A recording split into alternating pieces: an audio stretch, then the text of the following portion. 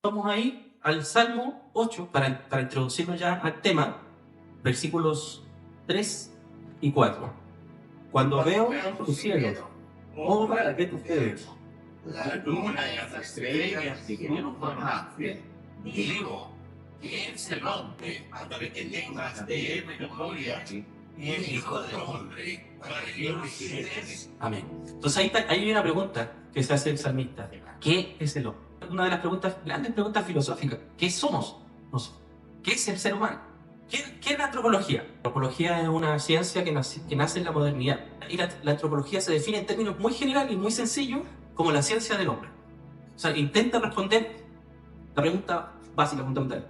¿Qué es el hombre? ¿Qué es el ser humano? Es el estudio de la humanidad, de los pueblos antiguos y modernos y de sus estilos de vida. Y la antropología se puede dividir en varias ramas. La antropología física habla de la genética, por ejemplo, la biología, la psiquiatría, la psicología. Cada una de ellas aporta conocimiento. Desde su propia vereda, podríamos decir, desde su propio campo de estudio, aportan conocimiento. Está la antropología también cultural, que es otra rama, que ahí está la etnografía, que es el estudio de las etnias, ¿ya? La sociología, que estudia la sociedad, ¿cierto? Los fenómenos sociales. La ciencia de la religión, que también es una de las ciencias. La ciencia de la religión, hay gente que incluso es atea, que estudia las religiones desde un punto de vista científico. La arqueología también es otra ciencia que lo que hace es buscar vestigios de culturas antiguas para tratar de reconstruir la historia, tratar de reconstruir cómo eran esas sociedades, ¿ya? Y está la antropología lingüística también, que habla del lenguaje, la oralidad y la escritura. Entonces, hay distintas ciencias y cada una de ellas aporta un conocimiento parcial desde su propia esfera de estudio acerca del hombre. El pensamiento moderno es analítico, el pensamiento moderno divide en partes. Un sujeto lo divide en sus partes componentes para tratar de comprenderlo y explicarlo. Y la antropología filosófica, que es la que está ahí, es la que trata de resumir todos esos conocimientos de las distintas ciencias, hacer una síntesis para tratar de responder a la pregunta ¿qué es el hombre? La modernidad, un proyecto antropológico, la modernidad. Se trata de esto, es de la emancipación, de la liberación del ser humano de toda forma de tutelaje, ya sea filosófico y sobre todo religioso. Y lo que impera ahora es la razón humana. La razón humana se vuelve el absoluto dentro de la modernidad. Ya no es Dios, sino que es el hombre, el ser humano. Y se declara la muerte de Dios, eso lo dicen los filósofos ateos. El hombre se vuelve su propio Dios y la medida de la realidad. Entonces se da esa autonomía y centralidad del ser humano. La modernidad tuvo varios hijos, el capitalismo, el comunismo, el socialismo y todos estos ismos que, mediante un humanismo exclusivo, el mismo hombre, ¿cierto?, erradicar todos los males del mundo, erradicar todos los males y que seamos una sociedad mundial de paz, de justicia, en donde todos tengamos todo lo que necesitamos. Ahí nosotros vemos entonces estas grandes síntesis políticas y religiosas que se producen en la modernidad. Entonces, la revolución científica implicó varias ofensas del ser humano. 5 ofensas, dicen algunos. 5 ofensas principales al ser humano. Primero, la ofensa cosmológica. La ofensa cosmológica, que quiere decir que se perdió el geocentrismo. O sea, la Tierra, se creía antes que la Tierra era el centro del universo.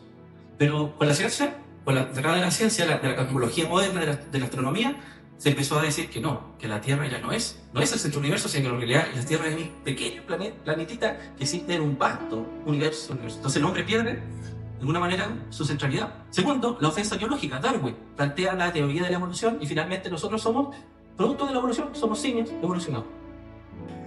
Está la ofensa psicológica de Freud. Freud, ¿cierto? Dice, el hombre dejó de ser soberano de su propia alma, dice Freud, puesto que los nuevos descubrimientos psicológicos venían a mostrar que el alma es una jerarquía de instancias, una confusión de impulsos. Y está la ofensa sociológica con Marx. Afirma que no es el hombre quien hace la historia. No es el hombre quien hace la historia, sino que es la historia quien hace al hombre. No es la conciencia la que desencadena los grandes procesos históricos, sino que son los grandes procesos históricos que configuran y crean la conciencia. Entonces, Marx plantea un materialismo, una visión materialista del mundo, de la vida. Y después está la ofensa lingüística, que propone una comprensión de la realidad prescindiendo del sujeto. El resultado, las ciencias trastocan el modo de considerar y valorar al hombre, de manera que le arrebatan el punto central que se le había asignado. El ser humano es reducido a menos de lo que en realidad es. Y en vez de una antropología que buscaba la libertad, ¿cierto? Lo que vemos es una antropología del dominio.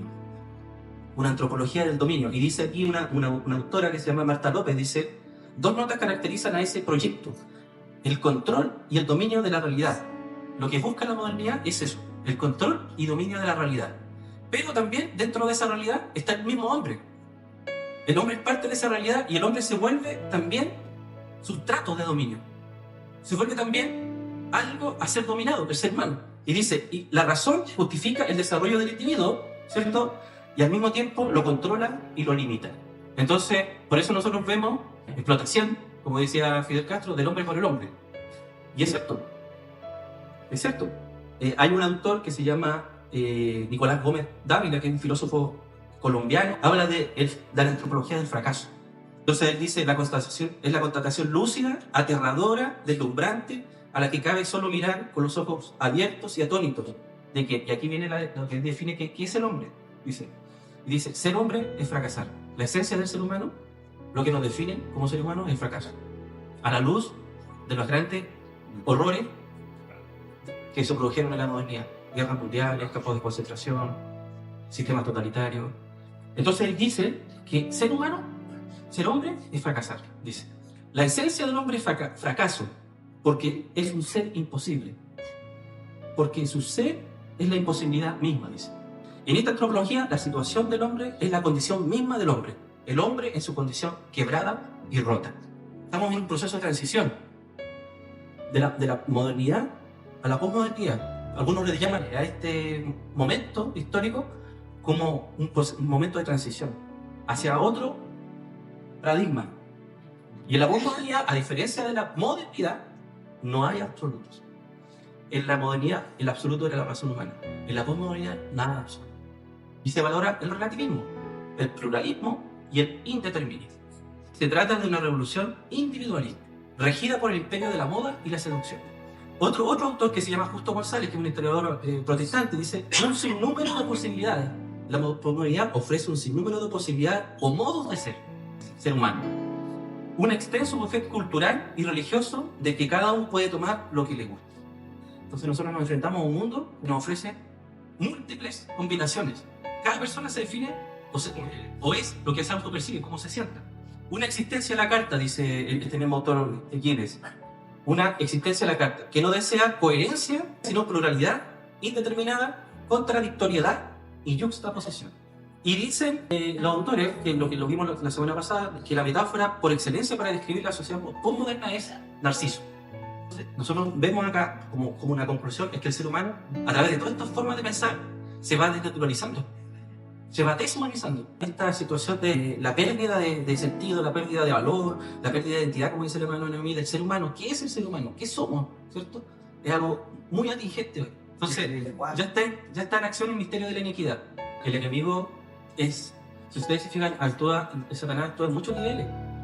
En muchos niveles. O sea, el nivel más básico es, por ejemplo, los apetitos de la carne, los apetitos sexuales, por ejemplo.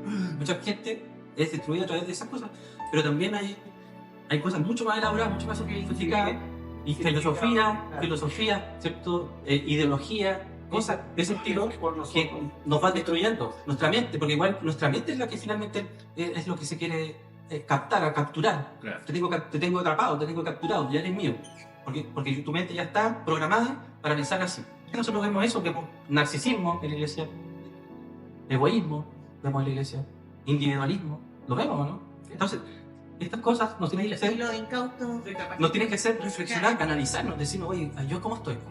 ¿Cómo estoy yo como persona, como individuo y también como iglesia? ¿Cómo está? ¿Estamos también, somos un reflejo de la sociedad? ¿O somos realmente el pueblo de Dios? Un pueblo que es diferente, que es contracorriente, que no sigue la moda del momento, ¿cierto? Sino que es un pueblo que adora al Señor y que tiene su anclaje en ese Dios, que es el absoluto.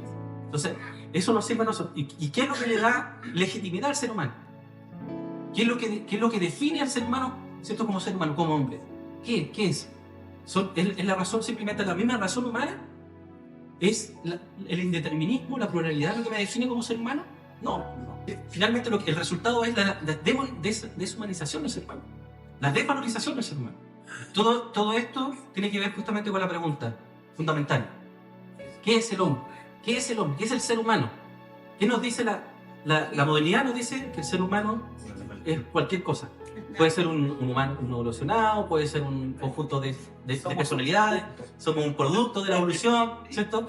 Finalmente eso es lo que hay. Y la postmodernidad nos dice lo que sea. Tú eres lo que tú quieras ser, como tú te autopercibas, tomando el lenguaje más actual.